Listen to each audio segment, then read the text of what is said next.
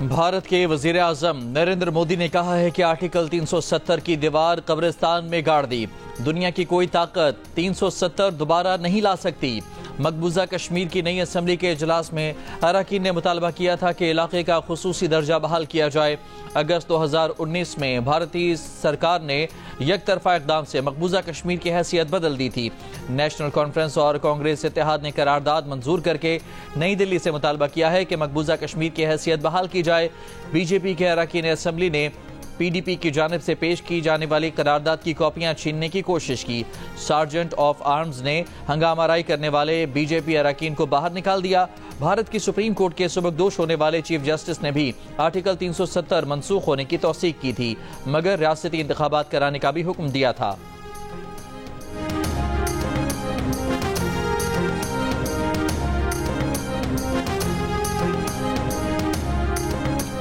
امریکہ کو پہلے بھی انکار کیا ہے، یہ نہیں ہوگا کہ ٹرمپ کی کال آئے اور بانی پی ٹی آئی ان کے حوالے کر دیں۔ وزیر دفاع خواجہ آصف کا سوشل میڈیا پر بیان، کہا جو سمجھتے ہیں پاکستان انکار کی جرات نہیں کر سکتا، سن لیں کہ نواز شریف نے 5 ارب ڈالرز کی امریکی پیشکش ٹھکرا کر ایٹمی دھماکہ کیا تھا۔ وہ پرویز مشرف تھا جسے کال آئی اور وہ لیٹ گیا۔ بیانات دینے والے انکار پر نواز شریف اور ہتھیار ڈالنے پر پرویز مشرف کے ساتھ ہو گئے تھے۔ خواجہ آصف نے شعر بھی لکھا کہ آپ ہی اپنی اداؤں پہ ذرا غور کریں، ہم اگر عرض کریں گے تو شکایت ہوگی۔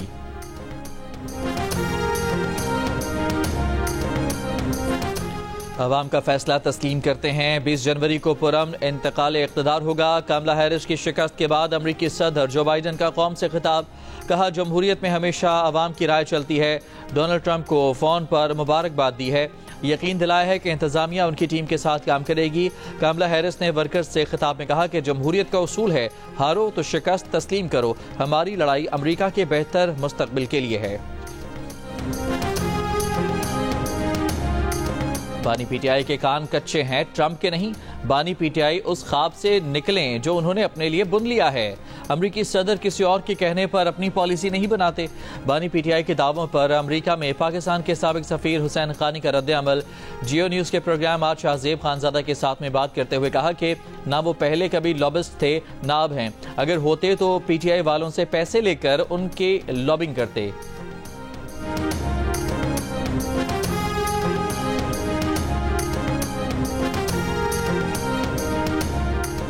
وفاق اور خیبر پختونخوا آمنے سامنے، علی امین گنڈا پور کی حکومت کا آئی جی اسلام آباد کے خلاف پرچہ کاٹنے کا فیصلہ۔ مقدمہ خیبر پختونخوا ہاؤس اسلام آباد میں توڑ پھوڑ کا درج ہوگا۔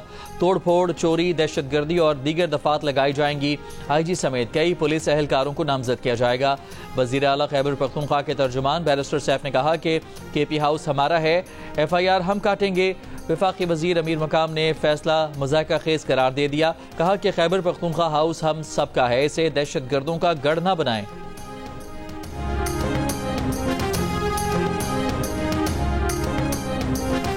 چیف جسٹس یحییٰ آفریدی کی زیر صدارت جوڈیشل کمیشن کا اجلاس آج ہوگا۔ اجلاس میں سندھ ہائی کورٹ میں آئینی بینچز کے لیے ججز کی نامزدگی پر غور کا امکان۔ اجلاس میں جسٹس منصور علی شاہ، جسٹس منیب اختر، جسٹس امین الدین خان، وزیر قانون اعظم نذیر تارڑ، نمائندہ پاکستان بار کونسل اختر حسین، عمر ایوب، شبلی فراز، فاروق ایش نائک، شیخ آفتاب احمد اور روشن خورشید بروچہ بطور ممبر شرکت کریں گے۔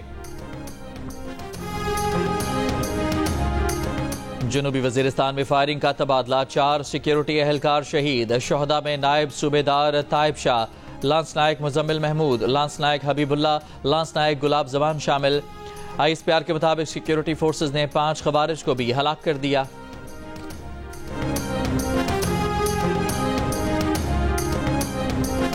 پنجاب میں قومی شاہراہوں پر سموگ میں اضافہ، M2 M3 پر سموگ کی وجہ سے حد نگاہ میں کمی۔ ترجمان موٹر وے پولیس کا شہریوں کو گاڑیوں میں فرنٹ اور بیک سائڈ پر فوگ لائٹس لگوانے کا مشورہ۔ لاہور سمیت پنجاب کے متعدد شہروں میں سموگ اپنی انتہا کو چھو گئی، لیکن قابو پانے کے اقدامات پر عمل درآمد صفر، نہ ماسک کی پابندی نہ چنگچی رکشوں پر قابو۔ زیادہ تر افراد ماسک کے بغیر ہی نظر آئے، صفائی سے قبل پانی کا چھڑکاؤ کرنے کے احکامات بھی نظر انداز۔ لاہور جمعرات کو بھی دنیا کے آلودہ ترین شہروں میں پہلے نمبر پر رہا، پارٹیکولیٹ میٹرز کی تعداد 824 ریکارڈ کی گئی۔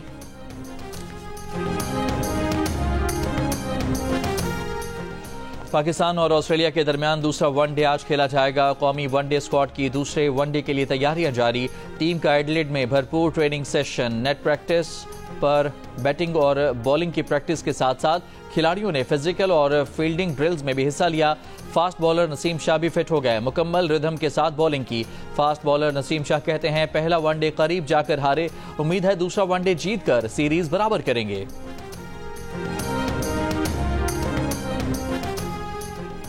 سپریم کورٹ کے ججز کا ہاؤس رینٹ 68,000 سے بڑھا کر 3.5 لاکھ روپے کر دیا گیا۔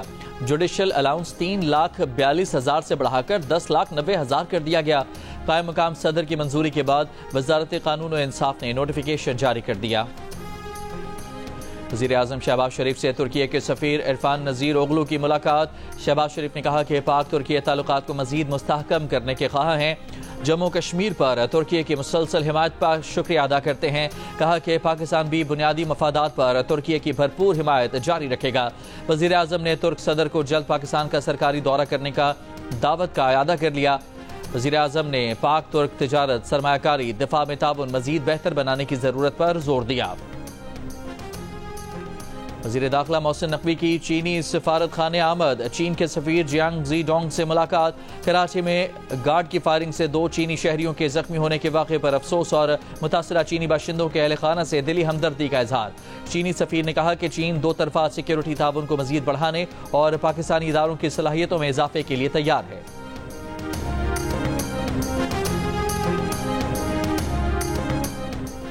بانی پی ٹی آئی کی سیاسی رہنماؤں سے ملاقات نہ کرانے پر توہین عدالت کی درخواست پر سماعت۔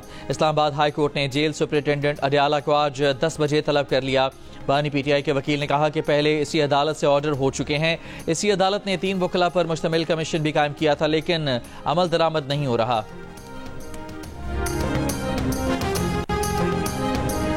نواز شریف، آصف زرداری اور یوسف رضا گیلانی کے خلاف توشہ خانہ ریفرنس اسپیشل کورٹ ٹرانسفر کرنے کی درخواست پر فیصلہ محفوظ۔ آصف زرداری کی صدارتی استثناء کی درخواست منظور۔ نیب نے احتساب عدالت سے کہا کہ نیب قانون بدل چکا، اب 50 کروڑ سے کم کرپشن کا ریفرنس نیب کے دائرہ اختیار میں نہیں آتا۔ محفوظ فیصلہ 21 نومبر کو سنایا جائے گا۔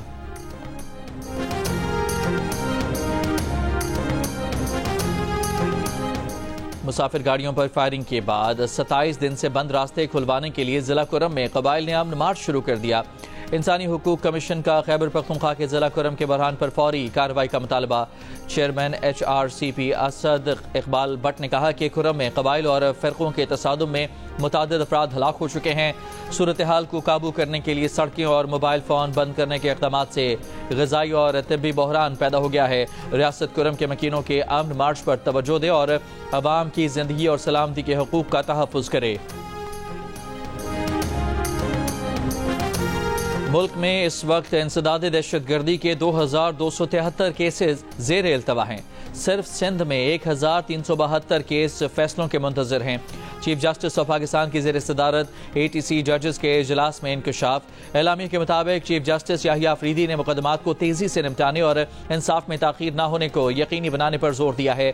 مقدمات کے بوجھ کو کم کرنے کے لیے اضافی انسداد دہشت گردی عدالتوں کے قیام پر بھی تبادلہ خیال۔ مولانا فضل الرحمان لندن پہنچ گئے۔ جمعیت علماء اسلام کے رہنما راشد سومرو نے کہا ہے کہ مولانا فضل الرحمان 3 ماہ سے 24 گھنٹے کام میں مصروف رہے ہیں۔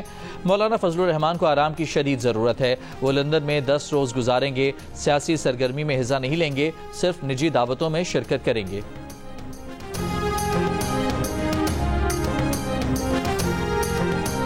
ضلع کیچ کے علاقے تربت میں گرینڈ قبائلی جرگے میں گورنر اور وزیر اعلیٰ بلوچستان، کمانڈر بلوچستان کور، IGFC ساؤتھ اور علاقائی عمائدین کی شرکت۔ وزیر اعلیٰ نے کہا کہ بلوچستان میں نہتے مزدوروں کو شہید کرنا افسوسناک ہے۔ ریاستی ریٹ چیلنج کرنے والوں سے سختی سے نمٹا جائے گا۔ مقامی عمائدین کا علاقے کی ترقی اور امن و امان کے اقدامات پر اطمینان کا اظہار۔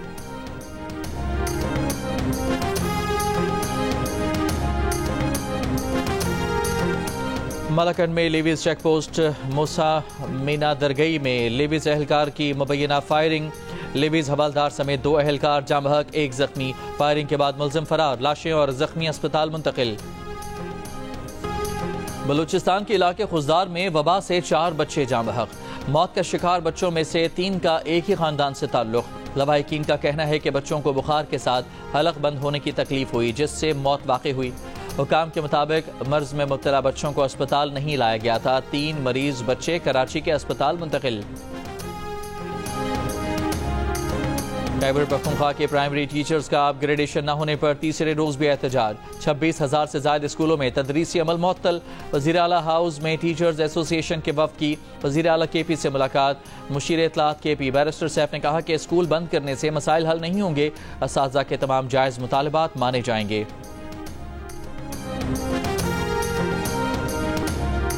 بدقسمتی سے پیپلز پارٹی کے خلاف ایک مائنڈ سیٹ نیگیٹیوٹی پھیلاتا آیا ہے۔ صحت کے شعبے میں سندھ کا کسی صوبے سے مقابلہ نہیں۔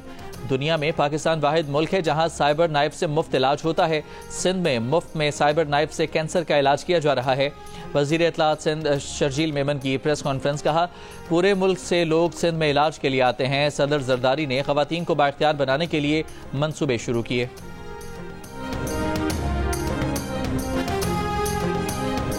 گورنر پنجاب سردار سلیم حیدر خان نے کہا ہے کہ لوگ اسموک سے بیماریوں میں مبتلا ہو رہے ہیں۔ سابق نگراں حکومت کو محسن نقوی کی قیادت میں کریڈٹ جاتا ہے کہ انہوں نے اپنے دور میں اسموک پر قابو پایا۔ اسکول کاروبار بند ہو رہے ہیں، یہ حکومت کی ذمہ داری ہے کہ اس مسئلے پر فوکس کرے۔ پنجاب حکومت سے ذاتی طور پر مطالبہ ہے کہ ایمرجنسی نافذ کریں اور سخت سے سخت اقدامات کریں۔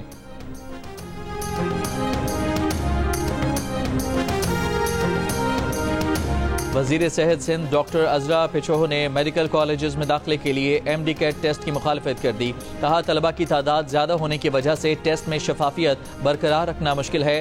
وہ چاہتی ہیں کہ ہر یونیورسٹی اپنا ٹیسٹ خود کنڈکٹ کیا کرے۔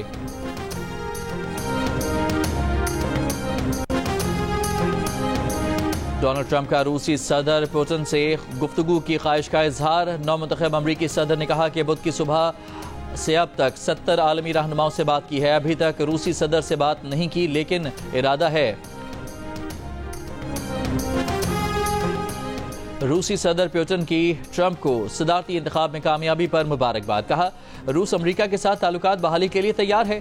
پیوٹن نے کہا کہ انہیں امید ہے کہ امریکہ سمجھ لے گا کہ روس پر پابندیاں لگانے کی ضرورت نہیں اور ہماری سرحدوں پر تنازعات کے لیے اکسانے کا بھی فائدہ نہیں ہوگا۔ واشنگٹن ماسکو تعلقات کے بارے میں بولے، بال امریکہ کے کورٹ میں ہے۔ ٹرمپ کی جانب سے روس سے تعلقات بحالی کی خواہش پر توجہ دینی چاہیے۔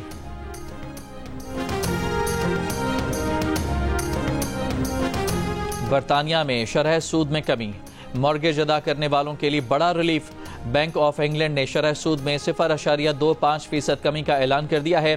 شرح سود 5% سے کم ہو کر 4.75% ہو گئی۔ ستمبر میں مہنگائی بڑھنے کی شرح 1.7% رہی۔ 2021 کے بعد پہلی مرتبہ مہنگائی کی شرح 2% کے ہدف سے نیچے آئی ہے۔ سربراہ فیڈرل ریزرو ڈونلڈ ٹرمپ کے سامنے ڈٹ گئے، فوری طور پر عہدہ چھوڑنے سے صاف انکار کر دیا۔ بولے جیروم پال نے کہا کہ نو منتخب صدر ڈونلڈ ٹرمپ نے عہدہ چھوڑنے کا کہا تو استعفیٰ نہیں دوں گا۔ فیڈرل ریزرو کے 7 گورنرز میں سے کسی کو بھی برطرف نہیں کیا جا سکتا۔ غزہ میں اسرائیلی مظالم سے مزید 45 فلسطینی شہید ہو گئے۔ اسرائیلی فوج نے لبنان میں بھی 40 شہریوں کو شہید اور 53 کو زخمی کر دیا۔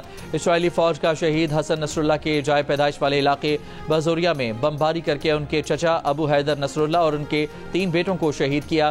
سیدون میں اسرائیلی فوج نے اقوام متحدہ امن فوج کو نشانہ بنا دیا، 3 افراد جان سے گئے۔ نویں تھل جیپ ریلی کا آج دوسرا روز، 80 سے زائد مرد اور خواتین ڈرائیورز کی رجسٹریشن۔ صاحبزادہ سلطان، نادر مقصی، سلما خان مروت اور دینا پٹیل سمیت کئی معروف ڈرائیورز شریک ہیں۔ ریلی میں 20 سالہ اسلام آباد کی رہائشی لالین خانزادہ بھی پہلی مرتبہ حصہ لے رہی ہیں۔ ریسرز کا کہنا ہے کہ چولستان جیپ ریلی کی نسبت تھل کا ٹریک کافی دشوار گزار اور ریتیلا ہے۔ ماشاءاللہ شوہر بنے ہوئے تو جو ٹرانزیشن آئی یہ کبرا خان کے کریئر میں برا لگا ان کے لیے؟ ان کے لیے بالکل برا نہیں لگا۔ بڑے بڑے لوگ کام کر رہے ہیں، بڑے بڑے نام ہیں، مجھے ایڈجسٹ ہونا پڑے گا یا نہیں؟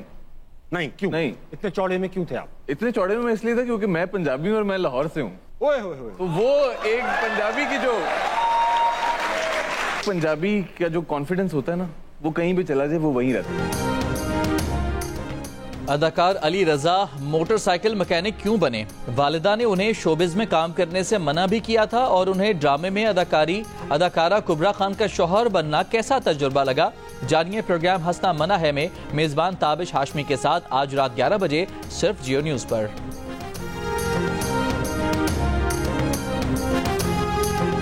فلم سٹار ماہرہ خان کے لیے برطانوی پارلیمنٹ کا ایوارڈ۔ ماہرہ نے کہا کہ اپنی تعریف پر خوش ہوتی ہیں لیکن سیلف میڈ کہلانا پسند نہیں۔